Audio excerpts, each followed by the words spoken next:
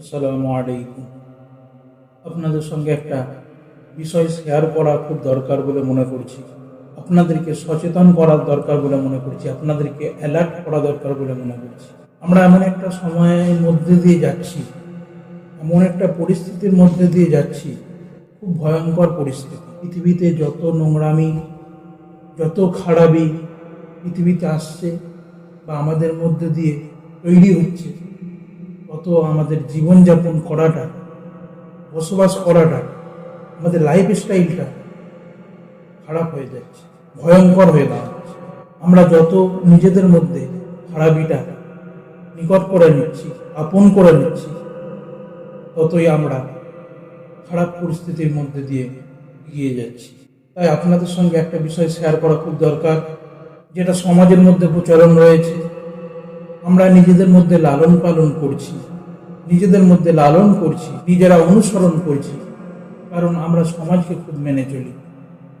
নীতিবাক্য মেনে চলার থেকে সমাজকে বেশি প্রাধান্য দিয়ে থাকি, সমাজ মেনে চলার দিকে আমরা এগিয়ে যাই, তাকে অগ্রাধিকার দিয়ে থাকি। এখানে একটা বিষয়, আজকে একটা পেশেন্ট এসেছিল, সেই পেশেন্টের কথা শোনার পরে আপনাদের সঙ্গে বিষয়টা শেয়ার করা খুব প্রয়োজন বলে মনে করছি। আমরা নিজেদের ছবি একে ওকে দিয়ে থাকি বা সোশ্যাল মিডিয়ায় শেয়ার করে থাকি, এটা একটা সমাজতান্ত্রিক ব্যাপার, একটা প্রচলন এখন চলছে। তাই বিয়ের উপলক্ষেই হোক বা যে কোনো উপলক্ষে হোক, একে ওকে ছবি দিয়ে থাকি। যে পেশেন্টটা এসেছিল, সে পেশেন্টের বক্তব্য, ছেলের বাড়ির লোক বিয়ের উদ্দেশ্যে প্রস্তাব পাঠায়, তারপরে ছবি দেখানোর জন্য তাদেরকে পাঠানো হয়। পাঠানোর পরে তাদের পছন্দ হয়ে যায়, কিন্তু মেয়ের বাড়ির লোক যখন যায়, গিয়ে সেখানে ছেলের বাড়ির পরিবার বা যে কোনো বিষয় মেয়ের বাড়ি মনোনীত হয়নি, মনোপূর্ণ হয়নি, তাই তারা সেখানে বিবাহের কাজ করবে না বলে নিষেধ করে দেয়। কিন্তু ছেলের বাড়ির খুব পছন্দ হয়ে গিয়েছিল, তাদের মধ্যে একটা ইগো কাজ করছিল যে আমাদেরকে বারণ করে দিল, আমাদেরকে নিষেধ করে দিল, আমরা ওখানেই বিয়ে করব, ওই মেয়েটাকেই বিয়ে করব, ওখানেই কাজ করব, এরকম একটা ইগো কাজ করছিল। বা তাদেরকে নিষেধ করার কারণে তাদের একটা খারাপ লাগা কাজ করছিল। তো তারা কি করলো, ওই মেয়েটার প্রতি যেহেতু ছবি ছিল এবং তার পরিবারের ডিটেলস ছিল, তার অ্যাড্রেস ছিল, তার বাড়ির ঠিকানা ছিল, সেই বাড়ির সমস্ত ঠিকানা, অ্যাড্রেস, পরিবারের যা কিছু প্রয়োজন, পিতার নাম, এগুলো সব ছিল, এই সমস্ত নিয়ে তাকে জাদু করে দেয়। জাদু করে দেওয়ার কারণে সেই মেয়েটা নিশ্চয়ই সুন্দর ছিল, সুন্দর থাকার কারণে ছেলেটা পছন্দ হয়েছিল, ছেলের পরিবারের পছন্দ হয়েছিল। জাদু করে দেওয়ার কারণে আস্তে আস্তে মেয়েটা বিভিন্ন অসুখে ভুগতে থাকে, অসুস্থ হয়ে পড়ে, সে দেখতে শুনতে আস্তে আস্তে খারাপ হয়ে যেতে থাকে, শুকিয়ে যেতে থাকে। এবং সেই মেয়েটা কারোর সাথে কথা বলতো না, কিন্তু সেই ছেলেটা যখনই ফোন করতো বা তার সাথে চুপিসারে কথা বলার জন্য, আড়ালে কথা বলার জন্য সে ব্যাকুল হয়ে থাকে এবং সুযোগ পেলেই তাদের বাড়ির দিকে চলে যাবার জন্য নিজে প্রস্তুত হয়ে যেত।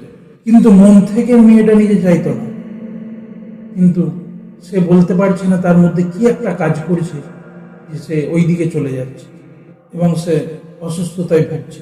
টানছে এ কারণেই যে তাদের এই সমস্ত খারাপি থেকে বাঁচার জন্য যদি মেয়ের বাড়ির লোক রাজি হয়ে যায়, তাহলে ছেলেরা তাকে বিয়ে করে নিতে পারবে, এই উদ্দেশ্যে। তাই আপনাদেরকে বলি, যতটা পারবেন এই সমস্ত দিকগুলো থেকে সচেতন হওয়ার চেষ্টা করবেন। সোশ্যাল মিডিয়ায় বা কাউকে ফটো দেওয়া নেওয়া, এগুলো থেকে দূরে থাকবেন। এবং বিয়ের উপলক্ষেও যদি ফটো দিতে হয়, সে ব্যাপারে সচেতন থাকবেন। সচেতন বলতে কি, যাতে আপনার প্রতি কোনো জাদুটোনা বা কোনো রকম খারাপই না আপনার প্রতি আসে, নজর লাগানো আসে, সেই ব্যাপারে আপনি প্রস্তুতি নেবেন। আপনার যাকে ভালো লাগে, যে মানুষকে ভালো লাগে, যে সঠিকভাবে করতে পারে, যে মানুষের ভালো চায়, তার কাছে যান, গিয়ে তার কাছে করেন। এখন বক্তব্য হতে পারে যার কাছেই যাব সে বিভিন্নভাবে একটা বড় অ্যামাউন্ট সে বসে থাকে, যে বেশি টাকা চাইবে সে কখনো মানুষের উপকার করতে পারে না, সে কখনো সমাজের উপকার করতে পারে না। সে নিজ স্বার্থ সিদ্ধি করার জন্য এই একটা দোকান খুলে বসেছে, একটা দরবার খুলে বসেছে।